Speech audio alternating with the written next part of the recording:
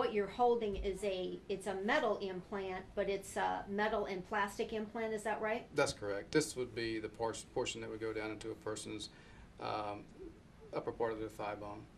And there's different heads that can attach to it that come off, and they attach via a taper design, and they come in different lengths and also diameters.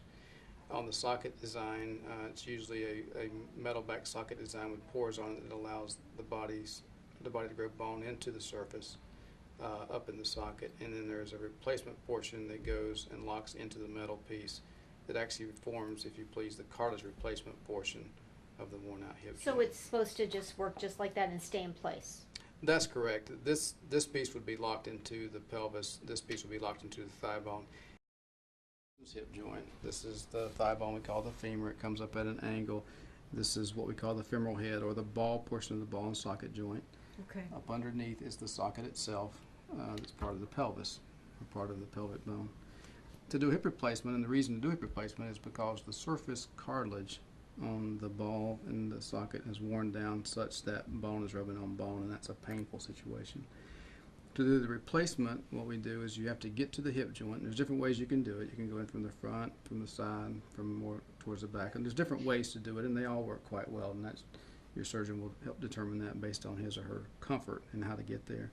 Once you get to the hip itself, you need to remove this portion. So we make a cut across the bone, and this is removed.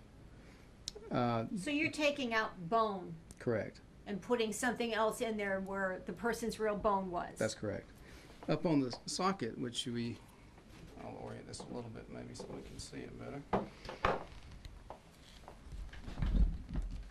Turn a little bit to the side. Mm-hmm. There's the native socket here also, the cartilage has worn out, and so what we'll do is we'll put devices in that actually ream the worn out cartilage and the unhealthy bone back to healthy bone. Once we get that sized, we actually take a metal piece, and again the type that most of us use has surfaces on the back where the body can grow bone into, and we implant it. Again, the angles that we talked about earlier are important, that you get the correct angle and it locks up inside the new socket.